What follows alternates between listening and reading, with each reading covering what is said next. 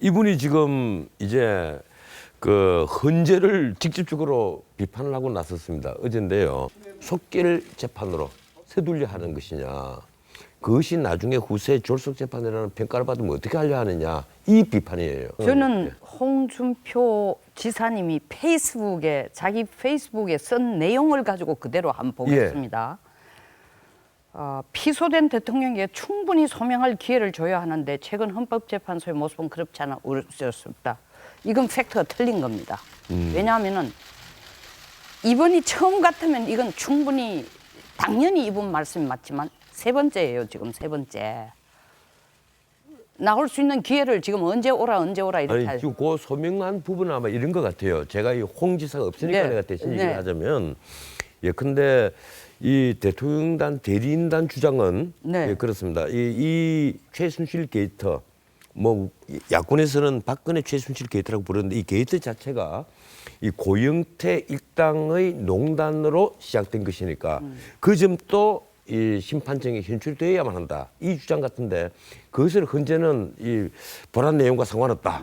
이래서 이 그도 찼으니까 그 점을 좀 받아달라. 그 이 시점부터를 본다면은 앵커님 말씀이 맞고 사실은 지금까지 헌재에 대해서 나오겠냐 안 나오냐 할 때에 대통령께서 몇 차례나 이 지금 그렇죠. 사실 예. 특검도 마찬가지 계속 미루는 것처럼 이런 모습 자체를 국민들한테 보여줬다는 게 도리어 국민들의 입장에서 좀 우려스럽고 그리고 아까 우리 현 전 의원도 지적했지만 이게 8인 체제, 7인 체제 가는 게 어떤 헌재의 의도에 의해서 이렇게 이루어진 게 아니고 결국 지금 권한 대행과 국회와의 협조 그다음에 타이밍상 공교롭게 이게 어떤 절박한 그 시기에 이거부터 먼저 우선화해야 된다라는 그 절박성을 국회에서 덜 느꼈기 때문에 지금 이런 상황이 지금 왔거든요. 그러니까 결국 제가 볼 때는 원칙론적으로 만약에 고영태 사건을 가지고 그거부터 시작해야 된다 하면 말씀은 맞는 얘기지만 그 전에 시점으로 본다 하면 이것은 조금 주장하는 데는 한계가 있습니다. 그럼에도 불구하고 이걸 이분이 모르는 거 아닌데 왜 했겠냐.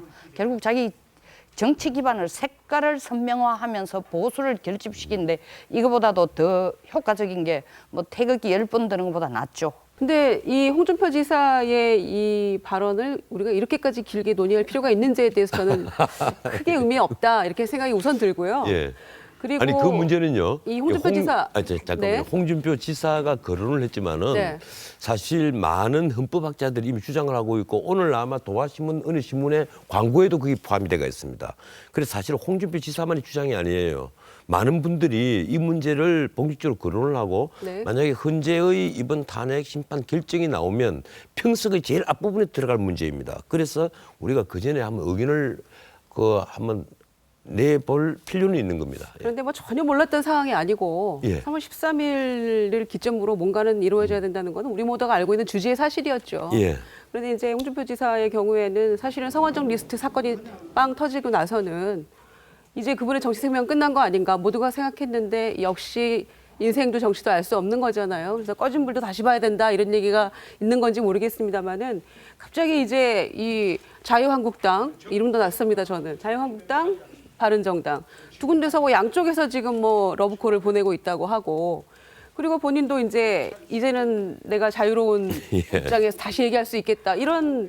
그래서 다시 시동을 거시고 있는 게 아닌가 이런 생각이 들고요. 그래서 반기문 대체제로서의 본인의 어떤 존재감 과시 이런 얘기로 지금 끊임없이 이제 뭔가 뉴스를 생산해내고 계시는 게 아닌가 그런 정도로 저는 봤습니다.